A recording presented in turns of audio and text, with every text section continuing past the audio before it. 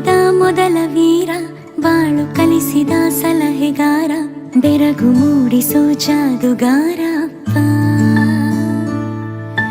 ಹಗಲು ಬೆವರಿನ ಕೂಲಿಕಾರ, ರಾತ್ರಿ ಮನೆಯಲ್ಲಿ ಚೌಕಿದಾರ, ಎಲ್ಲ ಕೊಡಿಸುವ ಸಾಹುಕಾರ ಅಪ್ಪ.